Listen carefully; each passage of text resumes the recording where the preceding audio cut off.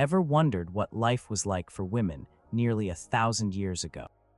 What if the very stories told, the very ideas taught, were designed to keep them in a specific, often demeaning place? In the year 1138, the whispers of misogyny weren't just personal opinions, they were etched into the very texts that shaped an entire society. How did these powerful words warp perceptions and cast long shadows over women's lives in the 12th century?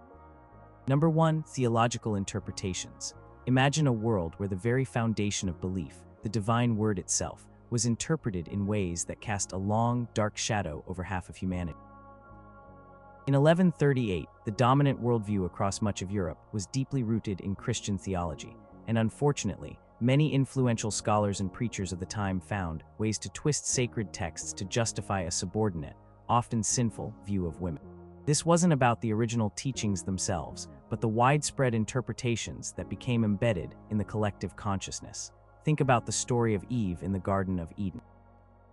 Countless generations in this era, the narrative wasn't just about a shared human fall from grace. It was meticulously spun to place the primary blame squarely on Eve's shoulder. Preachers thundered from pulpits, their voices echoing through great stone cathedrals and humble village churches alike, emphasizing Eve's curiosity, her susceptibility to temptation, and her alleged role in leading Adam astray. She was presented not merely as a character in a profound spiritual drama, but as the archetype of female weakness, a cautionary tale that painted all women as inherently more prone to sin and deception. This interpretation had profound consequences. Women were often referred to as daughters of Eve, a label that carried the weight of ancestral guilt and suspicion. It implied an inherent moral fragility, a constant need for male guidance and control to prevent further spiritual catastrophe. Popular sermons circulating among the clergy in the British Isles during this period, for instance, spoke of how the wiles of the serpent were easily matched by the softness of woman's will, directly linking female nature to predisposition for being led astray. This wasn't just abstract theological debate, it trickled down into everyday life. When a woman showed independence or challenged an authority, it was often dismissed or condemned as an expression of her Eve-like nature, proof of her inherent weakness. Beyond the tale of Eve, various passages from the New Testament, particularly those attributed to St. Paul, were heavily emphasized to reinforce female subservience. Verses advocating for women to learn in quietness and full submission, and not to have authority over a man, were not merely suggestions, but were presented as divine commandments, immutable laws from God Himself. Scholarly commentaries widely circulated in monastic libraries and Episcopal schools, like those emanating from the influential centers of learning, meticulously dissected these passages, expanding upon them to argue for women's perpetual silence in public, their exclusion from positions of religious authority, and their absolute obedience to their husbands. One prominent theological treatise, widely copied and studied in northern French scriptoria around 1138, devoted an entire chapter to expounding upon the dangers of female speech, claiming that the tongue of a woman is a swift river, apt to overflow its banks and drown reason in its currents. This view effectively silenced women in public discourse and diminished their spiritual voice. The concept of Mary, the mother of Christ, also played a complex role. While she was revered as the epitome of purity, humility, and obedience, her unattainable perfection paradoxically served to highlight the perceived failings of ordinary women. She was the ideal, the spotless virgin, a stark contrast to the sinful daughters of Eve. This created an impossible standard for women to live up to, making them feel perpetually inadequate and reinforcing the idea that their physical nature was inherently problematic, unlike Mary's miraculous conception.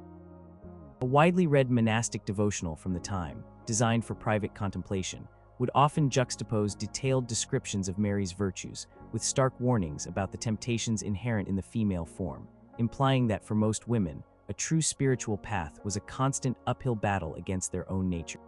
The sacrament of marriage itself, a cornerstone of society, was often framed within these theological interpretations. While seen as holy, it was also presented as a means of controlling women's perceived moral weaknesses and channel their sexuality into its proper purpose, procreation within the confines of a sanctified union. Wives were consistently admonished to be submissive to their husbands, as unto the Lord, viewing the husband not merely as a partner, but as a spiritual guardian whose authority mirrored God's own. Homilies delivered by local priests would frequently stress the wife's duty to obey, to endure her husband's will, and to manage the household with humility, presenting these acts as forms of spiritual devotion. It was not uncommon for religious texts to outline specific prayers and meditations for wives, almost all of which centered on cultivating obedience, meekness, and enduring hardship with patience. Furthermore, the very physical processes of the female body, like menstruation and childbirth, were often imbued with negative theological connotations. While part of God's creation, these biological realities were sometimes associated with sin and impurity, particularly in more ascetic or conservative interpretations. Certain religious customs of the era, such as periods of ritual purification after childbirth or during menstruation for women entering sacred spaces, though rooted in ancient traditions, often reinforced the idea of female bodies as inherently less pure or potentially polluting, a stark contrast to the perceived cleanliness required for divine presence. This, in turn, subtly contributed to a perception of women as inherently flawed or even tainted in a spiritual sense, requiring constant vigilance and purification. Texts, both formal theological treatises and popular devotional works, did not shy away from linking these natural functions to the legacy of Eve, further solidifying the idea that women's bodies were a source of unique spiritual challenges. Consequences of these pervasive theological interpretations were vast and deeply ingrained. They provided a divine justification for patriarchal structures, reinforcing the idea that male authority was not merely a societal construct, but a divinely ordained order. Women were largely excluded from formal religious education, from preaching, and from positions of power within the church, all justified by these interpretations of scripture and tradition. Their roles were primarily confined to the domestic sphere or to enclosed religious orders, where their spiritual lives were often focused on penance, humility, and quiet contemplation, rather than active engagement with the world. Constant repetition of these themes, from the grand sermons of bishops to the simple prayers taught to peasant women, created a cultural atmosphere where the inherent sinfulness, weakness, and subservience of women was not merely accepted, but seen as a natural, even holy truth. It shaped not only how men viewed women, but how women were expected to view themselves, influencing their aspirations, their actions, and their place in the world. Number 2, medical and biological facts. Imagine a time when the very understanding of the human body, the bedrock of what was considered science, offered supposed proof that one half of humanity was fundamentally weaker, colder, and altogether less perfect than the other. In 1138, the dominant medical theories sweeping through Europe were largely inherited from ancient Greek and Roman thinkers, particularly figures like Galen and Hippocrates. These ideas, painstakingly copied and studied in monasteries and early universities, were presented not as theories but as undeniable facts about human physiology, and they consistently painted a picture of women as biologically inferior beings. This was a narrative woven not with moral judgments, but with what was believed to be empirical observation, making it incredibly persuasive and hard to argue against. The heart of this medieval medical understanding was the theory of the four humors: blood, yellow bile, black bile, and phlegm. These humors were believed to dictate a person's temperament, health, and even their very nature, each associated with specific qualities like hot, cold, wet, or dry. According to the prevailing medical wisdom of the era, men were fundamentally hot and dry, qualities associated with strength, courage, rationality, and perfection. Women, on the other hand, were universally classified as cold and wet. This wasn't just an abstract classification. It was presented as the reason for every perceived difference between the sexes. Because women were colder, their bodies were deemed less capable of cooking or perfecting vital substances, leading to a host of supposed physical and mental deficiencies. A widely circulated medical compendium, likely originating from a translation of Arabic texts in Spain and making its way north, explicitly stated that woman is a man imperfectly made for want of heat. Had she been hot enough, she would have been a man. This meant that women were not simply different, but were considered an incomplete, almost failed, version of the male form. This fact of female coldness had numerous implications. It was argued that a woman's brain, being colder and wetter, was consequently smaller and less capable of profound rational thought. While a man's mind was seen as sharp and clear, capable of abstract reasoning and philosophical inquiry, a woman's was believed to be more prone to emotional whims, less stable, and easily swayed. This biological reality was then used to justify why women should not participate in intellectual pursuits, engage in complex legal matters, or hold positions of authority requiring sound judgment. Popular book of health advice, common in noble households, suggested that to burden the delicate female mind with the weighty matters of state or jurisprudence is as foolish as to ask a flower to bear the weight of a stone. Such pronouncements subtly but powerfully reinforced the notion of female intellectual inferiority. Furthermore, women's reproductive systems were often viewed through this lens of imperfection and mystery. Menstruation, a natural bodily process, was frequently interpreted as the body's way of expelling excess, cold and wet humors that could not be refined into blood or semen. This led to beliefs about women being perpetually unclean or susceptible to various ailments associated with these expulsions. Some medical texts even suggested that if these humors were not adequately expelled, they could cause hysteria or other forms of mental imbalance, a concept sometimes referred to as the wandering womb, which, though a much older idea, still held sway in some medieval medical circles. Childbirth, while necessary, was seen as a dangerous and debilitating process that further drained women's vital heat, leaving them weaker and more vulnerable. A medieval medical treatise observed that the travail of a woman in childbirth is a true testament to her inherent feebleness, for no male creature suffers so greatly in the propagation of its kind. This scientific observation further cemented the perception of women as fragile and physically vulnerable. Prevailing medical views also contributed to the idea of women's physical weakness. Because they were colder and wetter, they were believed to have less inherent strength and endurance than men. This translated into societal expectations, where women were generally excused from strenuous physical labor outside of specific domestic or agricultural tasks, and were expected to be more delicate.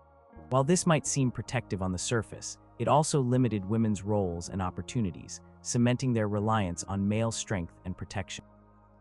Even the very complexion and demeanor of women were interpreted through these medical theories.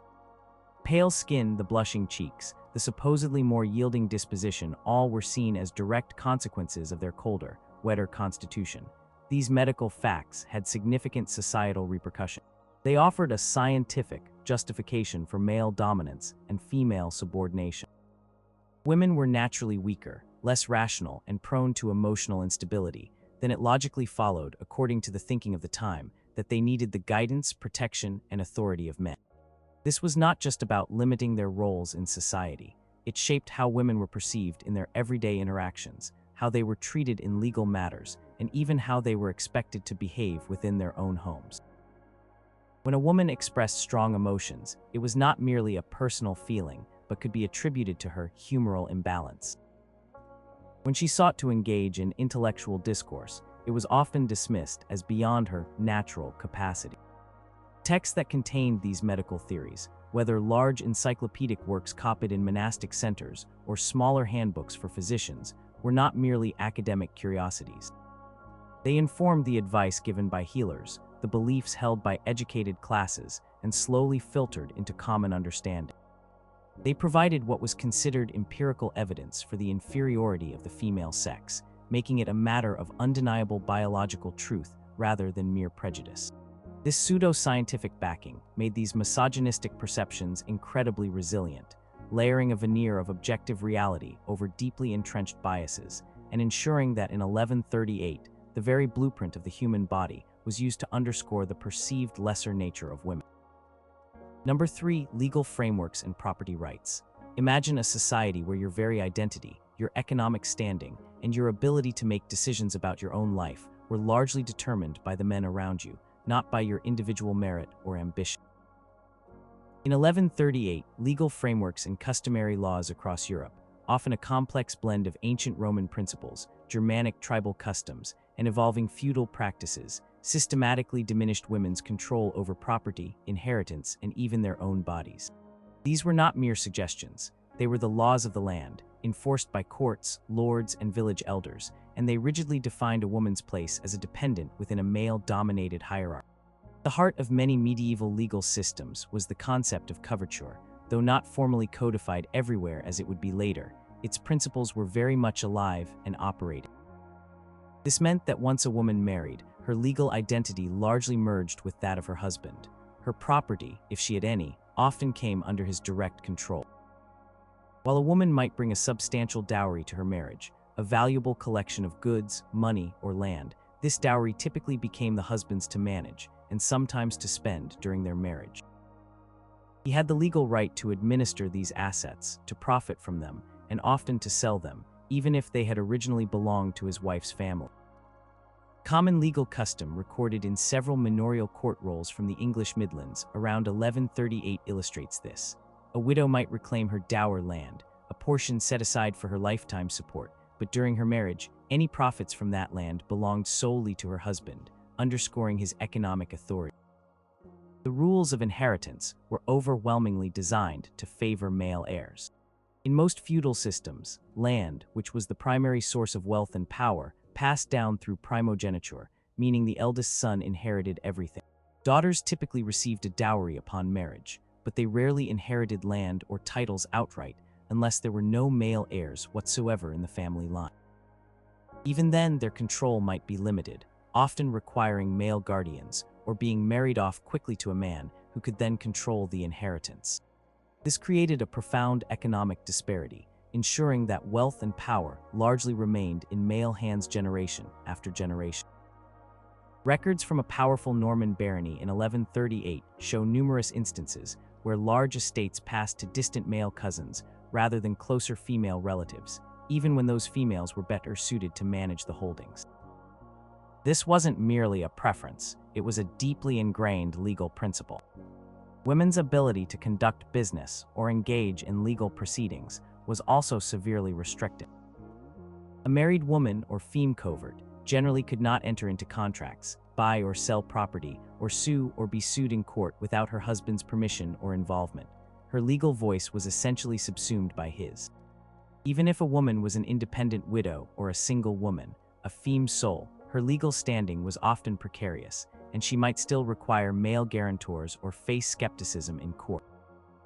The very act of testifying in court could be fraught with difficulty for a woman. Her word might be doubted, or her testimony might require additional corroboration that a man's would not. Legal handbooks from the era, compiled for the training of clerks and judges, frequently reminded practitioners that the testimony of a woman is often tainted by her humors and her delicate nature, requiring greater scrutiny. This meant that justice itself could be harder to achieve for women. Moreover, a woman's body was often treated as a legal property, especially in matters of marriage. Betrothal and marriage agreements were often negotiated between families, with the woman having little to no say in the choice of her husband. Once married, her husband had legal rights over her person, and spousal abuse, while not universally condoned, was often tolerated within certain limits, viewed as a husband's right to correct his wife. The concept of marital rape was non-existent. A wife was legally obligated to provide her husband with conjugal rights. Divorce was exceedingly rare and difficult to obtain, particularly for women, who had even fewer grounds than men. An account from a church court record from 1138 indicates the arduous process a woman faced seeking separation, often requiring proof of extreme cruelty or abandonment, and even then, her future livelihood was rarely secure. These legal frameworks extended to matters of guardianship and protection. Before marriage, a woman was typically under the guardianship of her father or another male relative. After marriage, she transferred to the guardianship of her husband. Should her husband die, she would often fall under the guardianship of her eldest son or another male relative. This perpetual state of legal dependency meant that women rarely experienced true autonomy over their lives, decisions, or resources. Even wealthy noblewomen, who might wield influence through their families, were still bound by these legal strictures in fundamental ways. Power was often indirect, exercised through their male relatives, rather than directly by themselves. Texts that laid out these legal principles, whether it was royal charters, local customary laws recorded by scribes, or the burgeoning canon law of the church, provided a concrete, undeniable basis for the subordinate status of women. They didn't just suggest, they commanded. They didn't just imply, they stipulated. This meant that the economic agency, personal autonomy, and legal standing of women were systematically curtailed by the very system designed to maintain order. Perception of women as legally minor, economically dependent, and and subject to male authority was not merely a cultural bias. It was written into the very fabric of the legal system, ensuring that in 1138, a woman's place in society was rigidly defined by the boundaries of male control and the limitations of her rights. Number 4. Chivalric romances and courtly love, the dark side. Imagine a world filled with tales of gallant knights, beautiful ladies, and grand quests, narratives that seem to elevate women to an almost divine status.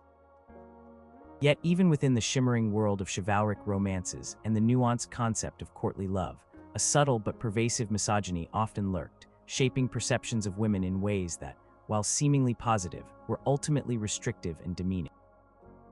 In 1138, as these narratives were gaining traction in the courts and castles of Europe, they created a complex ideal of womanhood that, at its heart, still often served to diminish female agency and reinforce patriarchal power structures. On the surface, courtly love, a central theme in these romances, appeared to place the lady on a pedestal. Knights pledged their unwavering devotion to a married noblewoman, performing heroic deeds in her name, enduring hardship, and aspiring to moral excellence to win her favor. This seemed like a powerful affirmation of female worth. Texts from the era, such as early narratives that would later evolve into the Arthurian legends or the tales of Charlemagne's paladins, often featured the lady as the inspiration for the knight's valor. Her beauty and virtue were celebrated, her slightest glance or token a source of immense power over the knight's action. However, this idealization came with a significant caveat. The lady was often an object, not a subject. She was the prize, the inspiration, the distant goal, but rarely an active participant in her own story. Agency was largely confined to granting or withholding her favor, not to initiating action or challenging norms. Consider the ubiquitous trope of the damsel in distress. Countless tales recounted how a fair lady, often of noble birth and exquisite beauty, found herself in peril, abducted by a villain, trapped in a tower, or threatened by a monstrous beast. Her sole role was to be rescued. Her beauty and vulnerability were emphasized, making her the perfect canvas for a knight's heroism. She was utterly passive, awaiting salvation, and her worth was tied directly to her physical appeal and her helpless situation. Popular romance circulating in aristocratic circles in the mid-12th century described a kidnapped princess as a jewel locked within a rusted cage, waiting for the hand of a true hero to set her free, emphasizing her inert state and dependence. This narrative reinforced the idea that women were inherently weak, needing constant male protection, and incapable of self-preservation, fostering a perception of female fragility that spilled over into real-world expectations. Then there was the more insidious archetype of the femme fatale, or the temptress. While some romances depicted noble and virtuous ladies, others introduced female characters whose beauty was a deceptive snare, leading even the most valiant knights astray. These women were often portrayed as manipulative, driven by lust or greed, and capable of undermining a hero's spiritual and moral integrity. The knight, blinded by passion, would neglect his duties, abandon his vows, and fall into ruin because of a woman's allure. These stories served as powerful cautionary tales, implicitly warning men against the dangers of female influence and the perils of succumbing to their desire. Allegorical poem, often recited in courtly settings, depicted a beautiful enchantress who stripped knights of their honor and strength with her charms, describing her as a silken rope that binds the strongest man and leads him to his doom. This characterization painted women not as partners, but as potential sources of moral decay, reinforcing the age-old suspicion of female temptation and the belief that women were inherently more carnal or less rational. Even when women in these narratives held positions of power, such as queens or sorceresses, their authority was often viewed with suspicion or framed as inherently problematic. A powerful queen might be portrayed as cunning and manipulative, using her influence for selfish gain rather than for the good of the realm. A sorceress, though possessing magical abilities, was often associated with dark arts or deceit, their power stemming from unnatural sources rather than legitimate authority. This implicitly suggested that when women wielded power, it was often through means deemed illegitimate or dangerous, further cementing the idea that women were not suited for true, righteous leadership. The very nature of courtly love, while seemingly romantic, also contributed to a restrictive view of women. The lady was often the object of a purely spiritual or idealized love, unattainable in a physical sense. This meant that real women, with their earthly desires and imperfections, were unlikely to ever live up to the impossible standards set by these fictional muses. Created a dichotomy between the perfect, distant ideal and the imperfect, physical reality, often leading to a subtle disdain for the latter. Focus was on the knight's transformation and his heroic journey, with the lady serving primarily as a catalyst for his self-improvement, rather than an individual with her own complex interiority and aspirations. These narratives, whether chanted by troubadours, read aloud in great halls, or copied in illuminated manuscripts, were not mere entertainment. They were powerful cultural vehicles that shaped societal expectations and perception. Taught both men and women about ideal male behavior, valor, loyalty, sacrifice, and ideal female behavior, beauty, purity, passivity, and the ability to inspire men. This ideal female behavior was often characterized by a lack of agency and a vulnerability that reinforced dependence. While the shining armor and grand declarations might seem romantic, the underlying message was often one of female passivity, intellectual inferiority, and potential moral danger, ensuring that in 1138, even the most captivating tales subtly reinforced the idea that women existed primarily as foils or inspirations for men, rather than as complete, self-determining individuals. Number 5. Philosophical discourses on intellect. Imagine a world where the brightest minds, the scholars who dedicated their lives to logic and reason, spent countless hours debating whether half of humanity possessed the very same capacity for rational thought as the other. In 1138, across the burgeoning schools and monastic centers of Europe, philosophical discourses, heavily influenced by rediscovered ancient Greek texts and the flourishing of scholasticism, often concluded that women possessed inferior rational capacities. This wasn't merely social prejudice. It was presented as a logical, reasoned conclusion, stemming from deep philosophical inquiry, thus lending it an air of unquestionable truth. Dominant philosophical framework of the era, deeply influenced by Aristotle, viewed human beings as distinct from animals by their capacity for reason, for abstract thought, and for understanding universal truths. The male, being seen as the epitome of human perfection, was inherently associated with this superior rational faculty. When Aristotle's works, particularly his biological and philosophical treatises, began to be more widely translated and studied in the Latin West around this time, his ideas about women, such as their being mutilated males or lacking the perfect heat to achieve full human development, were absorbed into existing thought structure. This provided a powerful, seemingly logical, philosophical basis for arguments about female intellectual inferiority. Scholastic thinkers of the 12th century engaged in meticulous debates, often posing questions like, is woman truly a rational being, or does the female intellect possess the same clarity as the male? The answers, meticulously argued in lengthy commentaries and disputations, almost universally concluded that while women certainly possessed a soul and a capacity for thought, their rational faculty was deemed weaker, more prone to error, and easily swayed by emotion or bodily humor. Prominent scholastic text, a commentary on Aristotelian ethics widely studied in the schools of Paris, argued that the intellect of a woman, while capable of understanding simple truths, lacks the rigor and perseverance necessary for the contemplation of the highest philosophical principles, being too often clouded by the passions of her nature. This meant that women were considered less capable of deep abstract reasoning, complex problem-solving, or objective judgment. This supposed intellectual inferiority was often linked directly to the prevailing medical theories of the time. Women were cold and wet, as medical texts claimed. Their brains were thought to be less developed, less capable of the heat required for intense intellectual activity. This provided a seamless connection between physical biology and mental capacity, reinforcing the idea that female intellectual limitations were not a societal construct, but a fundamental biological reality. Philosophers would often cite these biological facts as part of their proof, creating a seemingly irrefutable argument that combined science and philosophy to paint a picture of intellectual hierarchy.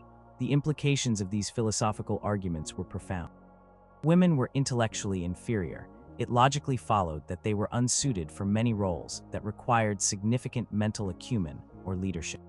This included positions of authority in the church, in government, and even in the household where complex decisions were required. It also justified their exclusion from higher education. The nascent universities of the 12th century, like those emerging in Bologna and Paris, were exclusively male institutions.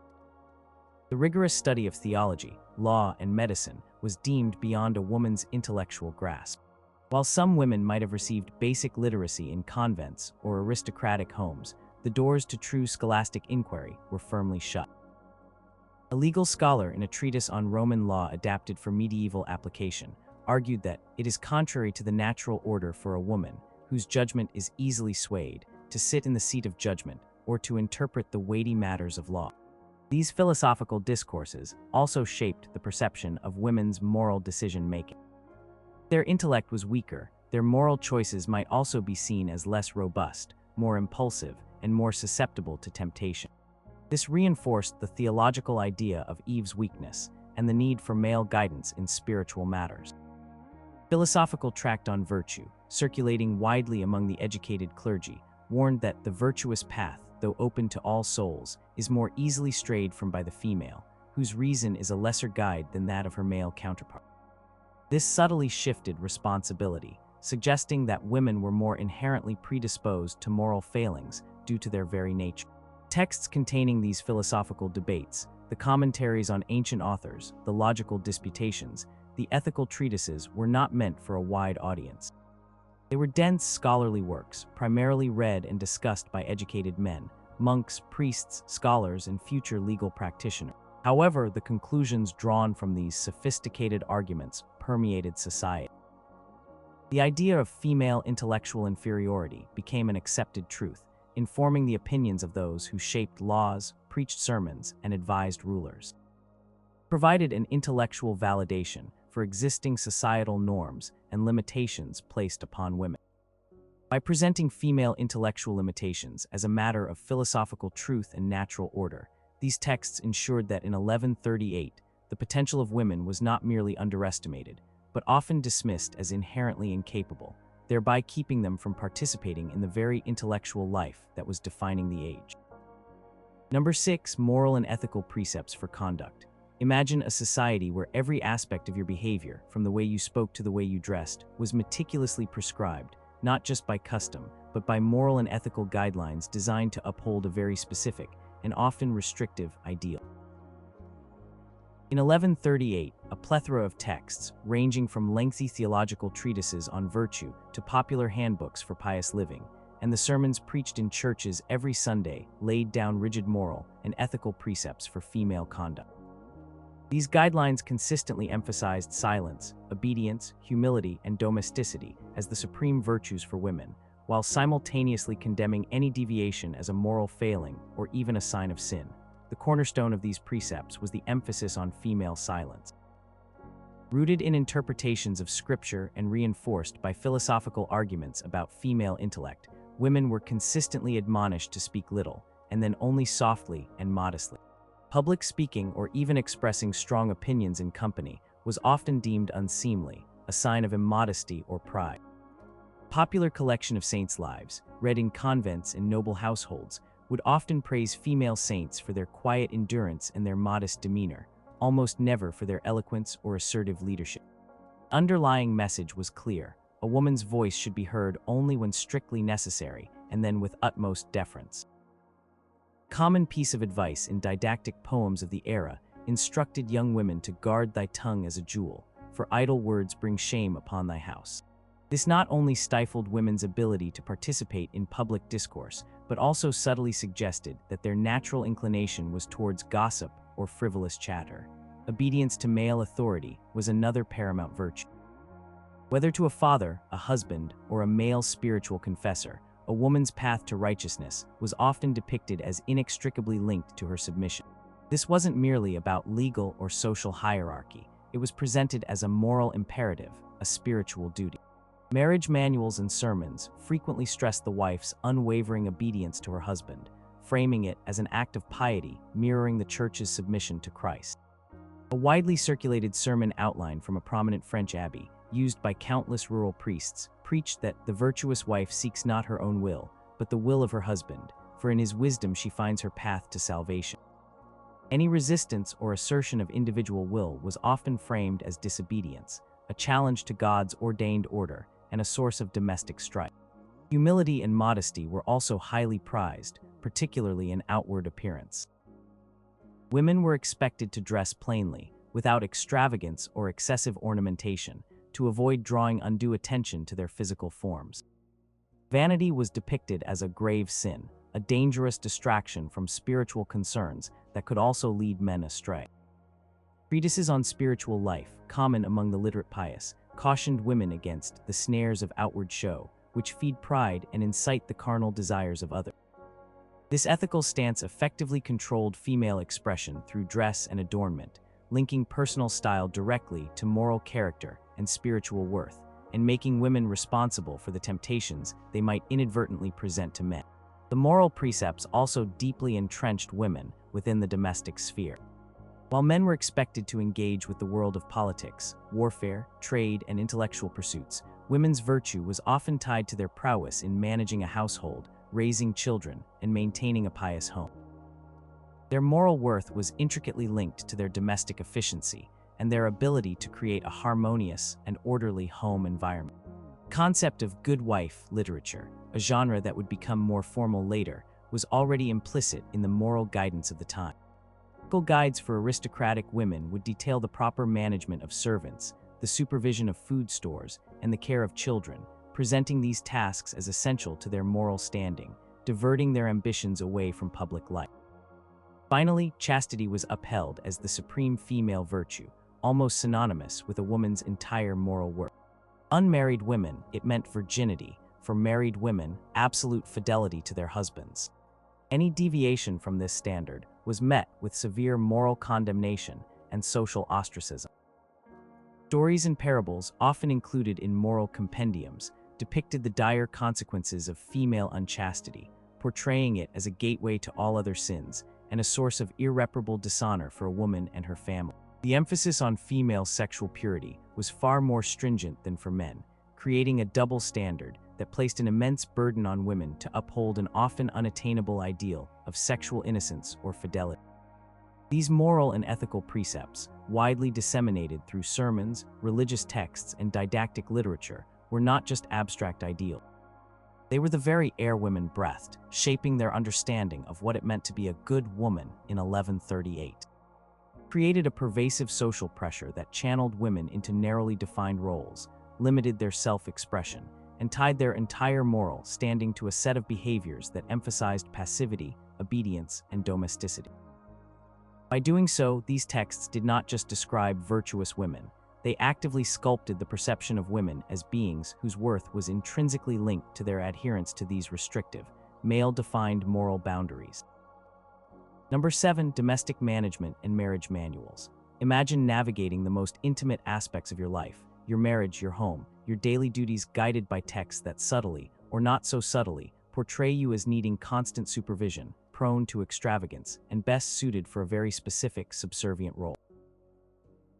In 1138, as rudimentary forms of advice literature and practical guides for household management began to circulate, often in manuscript form within noble and wealthy households, they played a crucial role in shaping perceptions of women. These texts, while ostensibly practical, frequently depicted women as challenging figures who required firm control, primarily valuable for their childbearing capacity and their diligent, but ultimately subservient, support of their husbands. These manuals, though not always formal books as we know them today, but rather collections of advice, letters, or compiled wisdom, often framed the household as a microcosm of the kingdom, with the husband as its undisputed ruler. The wife's role was then defined as the loyal subject, responsible for ensuring the smooth operation of the domestic realm under her husband's authority. A treatise on household economy, likely originating from a monastic scribe compiling common wisdom for an aristocratic patron, began with the assertion that the good wife is the silent engine of the home, whose quiet industry allows her husband to pursue the greater affairs of the world. This immediately positioned the wife's role as secondary and supportive, her labor valuable only in its contribution to her husband's greater pursuits. A recurring theme in these texts was the warning against female extravagance and the need for strict budgetary control. Women were frequently portrayed as prone to excessive spending on clothing, jewelry, and frivolous entertainments, potentially squandering the family's wealth. Thus, husbands were often advised to keep a close eye on their wives' expenditures, to control the household purse, and to ensure that resources were managed frugally. One widely copied set of maxims for a nobleman, circulated within the courtly circles of northern France, included a specific warning: "Beware, noble sir, the embroidered purse of your lady, for her delicate fingers may drain it faster than the harvest fills your granary." This perception reinforced the idea of women as financially irresponsible or frivolous, needing male oversight to protect the family's economic well-being, effectively limiting their financial autonomy. Texts also delved into the management of servants and the maintenance of the household, often with implicit critiques of female management. While the wife was given responsibility for these tasks, the advice often implied that her natural inclination might be towards laxity or gossip among the staff. She was instructed to be vigilant, to ensure order, and to avoid allowing her softer nature to compromise discipline. This subtly suggested that a woman's innate temperament made her less suited for strict authority, necessitating the ultimate oversight of the husband. Guidance on how to run a large estate, typically managed by the lady in her husband's absence, would nonetheless stress the importance of consulting with male bailiffs and stewards, implying that the most critical decisions still required male judgment. Marriage itself within these manuals was often presented from a practical standpoint: the forging of alliances, the consolidation of property, and above all, the production of legitimate heirs. A woman's primary value in this union was consistently linked to her ability to bear children, particularly male heirs, and to maintain the family line. Advice on choosing a wife would often prioritize fertility and lineage over personal qualities or affection. Text on lineage and inheritance, popular among landowners, noted that a fruitful womb is a greater treasure than a chest of gold, for in her sons lies the future of your name and lands. This reduced a woman's identity and worth largely to her reproductive capacity, an essential but dehumanizing emphasis. The manuals also offered advice on managing a wife's temperament. Given the prevailing medical theories that painted women as emotionally volatile due to their humors, these texts often advised husbands on how to control or mitigate their wives' supposed emotional outbursts, mood swings, or nagging. While extreme violence was often frowned upon, milder forms of correction or firm guidance were frequently condoned. This perception normalized the idea that women were inherently difficult to live with, prone to emotional instability, and required a firm, guiding hand from their husbands. The book of Domestic Counsel, likely derived from earlier classical sources and adapted for medieval audiences, recommended that a husband should lead his wife as a shepherd guides his flock, with a firm but gentle hand, lest she stray from the path of domestic peace. These domestic management and marriage manuals, whether widely circulated or confined to specific elite families, were powerful in their influence. They provided a practical blueprint for how women were expected to live their daily lives within the home, shaping not only the expectations of husbands, but also the self-perception of wives. Constantly highlighting alleged female weaknesses, extravagance, emotionality, a need for supervision, and emphasizing their primary roles as childbearers and domestic managers, these texts ensured that in 1138, the societal perception of women was one of constrained utility and subservient duty, firmly bounded by the walls of their husband's home and the needs of his lineage. Number 8. Satirical and humorous literature. Imagine a chuckle, a jest, a witty poem, seemingly harmless, yet deeply embedding negative stereotypes about women into the very fabric of popular thought. In 1138, as forms of satirical and humorous literature were emerging and circulating, whether through oral traditions, simple songs, or early manuscript collections of fables and witty verses, they played a significant role in shaping perceptions of women by normalizing contempt through laughter. These texts, often lighthearted in tone, frequently lampooned women, portraying them as nagging wives, foolish maidens, greedy widows, or overly emotional creatures, making it socially acceptable to mock and dismiss female concerns or intelligence. One prevalent theme in these humorous pieces was the nagging wife. Countless anecdotes, short poems, and popular sayings of the era depicted women as incessant complainers, constantly badgering their husbands, undermining their authority, and causing domestic discord. These portrayals, often exaggerated for comedic effect, made the idea of a wife's criticism a source of common jest rather than a legitimate expression of concern. A widely recited verse, common in taverns and marketplaces, went something like this: A man's peace is shattered, his patience worn thin, when his wife's sharp tongue begins its harsh din. Such verses, though simple, reinforced a perception of women as difficult, unreasonable, and a constant burden to their husbands, subtly legitimizing a dismissive attitude towards their opinions. Another common target of humor was female vanity and frivolity. Jokes and fables often depicted women as obsessed with their appearance, spending excessive time and money on clothes, jewelry, and hairstyles, to the neglect of more important matters. This humor poked fun at what was considered a female vice, implying that women were shallow, materialistic, and easily distracted by trivialities. Popular fable, often told by traveling performers, featured a wife who squandered her husband's savings on a fashionable hat, only to lose it in a gust of wind, drawing mocking laughter from audiences who understood the implied moral. Women's desires were often foolish and wasteful. This played into existing anxieties about women's perceived extravagance and reinforced the idea that they needed strict financial control. The figure of the deceitful or cunning woman also appeared frequently in humorous narratives. While not as overtly malicious as the femme fatale in serious romances, these comedic portrayals showed women using their wit or charm to manipulate men, often for selfish gain or to escape domestic duties. They might outsmart a foolish husband or trick a suitor, but the humor was often at the woman's expense, portraying her as inherently untrustworthy or sly rather than clever. A collection of short, witty tales from a medieval cleric included a story about a wife who feigned illness to avoid household chores, only to be cured by her husband's equally clever counterploy, leaving the audience to chuckle at the wife's trickery and the husband's triumph over her perceived laziness. This fostered a general suspicion of women's intentions and highlighted a perceived lack of straightforwardness. Furthermore, humorous texts often mocked women's supposed emotionality and irrationality. Tears, outbursts, and sudden changes of mood were exaggerated for comedic effect, presenting women as unpredictable beings driven by their passions rather than by reason. This lighthearted mockery reinforced the medical facts that women were naturally more emotional and less rational, making it acceptable to dismiss their feelings as mere female hysterics.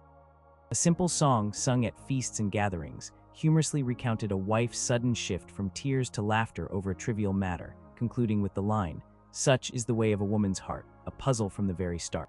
This subtly validated the idea that women's emotional lives were unfathomable and often irrational, not worthy of serious consideration. Even the process of courtship and marriage was fodder for comedic jabs, often at the expense of women. Young women were sometimes portrayed as overly eager for marriage, or as foolish virgins easily swayed by flattery. Widows were frequently depicted as greedy and calculating, quickly seeking a new husband to secure their financial future, or shrewdly managing their deceased husband's assets. These humorous portrayals, while meant to entertain, contributed to a broader cultural narrative that diminished women's romantic or financial aspirations, reducing them to caricatures. Popular rhyming riddle suggested, "What seeks a widow with a hurried pace? A new purse to fill and a new man's embrace." These satirical and humorous texts, whether passed down orally through generations, sung by minstrels in bustling town squares, or compiled in manuscript collections for amusement, were incredibly powerful precisely because they were entertaining. Laughter often disarms critical thought, allowing stereotypes to seep into the collective consciousness without direct challenge. Consistently portraying women in these negative, caricatured ways, these humorous narratives made it seem normal, even natural, to view women as fundamentally flawed, be it nagging, vain, deceitful, or overly emotional. They normalized and legitimized a culture of contempt, ensuring that in 1138, even the shared joy of a good joke or a catchy tune could reinforce the pervasive perception of women as lesser, and often laughable, beings.